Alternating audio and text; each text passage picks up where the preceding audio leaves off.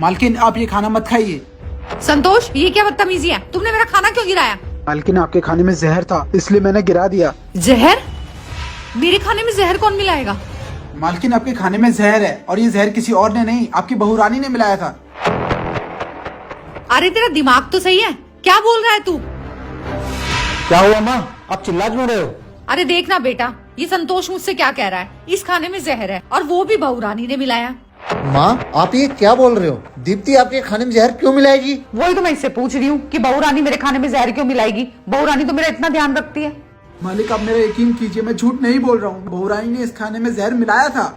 शिवम, ये 2 कौड़ी की औकात रखने वाला नौकर मेरे पर गलत एलिगेशन लगा रहा है। मैं भला खाने में जहर क्यों मिलाऊंगी?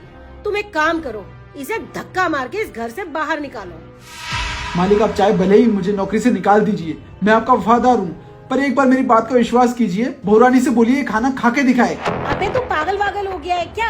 या तेरा दिमाग खराब हो गया है? अब हम तेरी बात मानेंगे या तू जो बोलेगा वो करेंगे हम क्या? दीप्ति सही कह रही है, भला हम तेरी बात क्यों माने? और तू होता कौन है? मालिक, आपको अपनी माँ की कसम, बहू रानी को बोलिए ये खाना खा के दिखाए। दीप्ति, इसकी बात तो मैं कभी नहीं मानता, पर इसने मुझे माँ की कसम दी है, और तुम माँ की कसम के लिए ये खाना खाकर दिखाओ, और इसको अभी विश्वास हो जाएगा कि खाने में जहर है या नहीं। तुम सच्ची हो और ये झूठा साबित हो जाएगा। नहीं शिवम, मैं ये खाना नहीं खा सकती। मैंने अभी अभी खाना खाया है, और तुम्हें तो वैसे ही पता है ना कि मुझे पनीर और शिमला मिर्च बिल्कुल पसंद नहीं है। मैंने जरा भी खाया ना तो मुझे उल्टी लग जाएगी, और ये तो वैसे भी मैंने मम्मी जी के लिए बनाई है। दीप्ति, थोड़ा सा खा लो, मैं तुम्हें अपने हाथों से खिलाता हूँ।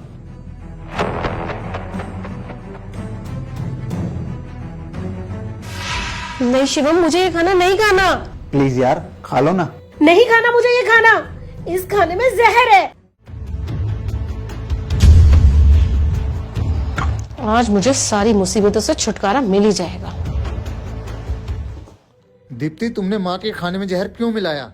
आखिर माँ ने तुम्हारा बिगाड़ा ही क्या है? हाँ, मिलाया है मैंने इस खाने में जहर, क्योंकि परेशान हो गई थी मैं इस बुढ़िया से। मुझे हर वक्त रोकती टोकती रहती थी। बांध के रख दिया था इस बुढ़िया की बीमारी ने मुझे इस घर के अंदर, कहीं आने जाने तक का नहीं छोड़ा। आखिर करती तो मैं क्या करती? मेरी कोई जिंदगी नहीं है क्या? उसके बाद सिर्फ मुझे एक ही रास्ता नजर आया कि इस बुढ़िया को मैं रास्ते से हटा दूं। इसलिए मैंने इसके खाने में जहर मिलाया। वो तो इस नौकर ने मुझे पता नहीं जहर मिलाते हुए कहाँ से देख लिया। अगर ये मुझे नहीं देखता ना तो शिवम, इस बुढ़िया का खेल खत्म हो चुका होता और सारी की सारी प्रॉपर्टी तुम्हारे और मेरे नाम हो चुकी होती। कम से कम हम एक सुकून की जिंदगी तो जी सकते थे। शिवम, 8 साल हो गए हमारी शादी को, हमने अपने बच्चा पैदा करने तक की नहीं सोची। अरे कैसे सोच सकते हैं? इस बुढ़िया की सेवा करने से फुर्सत मिले तो ना। सेवा करूं मैं और प्यार दिखाए अपनी बेटी को। अब तो मुझे ऐसा लगने लगा था कि इसकी प्रॉपर्टी की फूटी कौड़ी तक हमें नहीं मिलेगी, क्योंकि मरने से पहले ही अपनी सारी प्रॉपर्टी अपनी बेटी के नाम जो कर जाएगी। इसलिए मैंने सोचा कि इस बुढ़िया को रास्ते से ही हटा देती हूँ। अरे बहू, मैंने तो सपने में भी नहीं सोचा था तू मेरे खाने में जहर मिलाएगी। मैंने तेरा बिगाड़ा ही क्या था। और रही बात मेरी बेटी की, तुझे पता है ना वो अपने ससुराल में कितना दुखी है, इसलिए मेरा झुकाव उसकी तरफ ज्यादा था। और मैंने तुम लोगों के साथ कभी भी भेदभाव नहीं किया।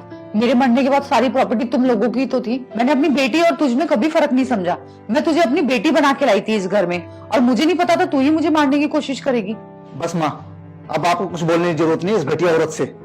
जिस औरत को हमने पलकों पे बिठाया उसने इतने घिनौना काम किया जो माफी के लायक भी नहीं है, और अब इसकी सजा यही है कि अब ये इस घर में एक पल भी नहीं रहेगी। और रही बात एलुमनी की, तो वो तुम्हें इतनी मिलेगी कि तुम जिंदगी भर ऐश करोगी, बट परिवार और परिवार की खुशियां तुम्हें कभी नसीब नहीं होंगी। निकल जाओ मेरे घर से अभी के अभी। शिवम, तुम मेरी बात समझने की कोशिश तो करो। ये मैंने तुम्हारे और अपने फ्यूचर के लिए किया है, और तुम मुझे घर से बाहर निकलने की बात कर रहे हो। मुझे तुम्हारी कोई बात नहीं सुननी है। निकल जाओ मेरे घर से और मेरी जिंदगी से।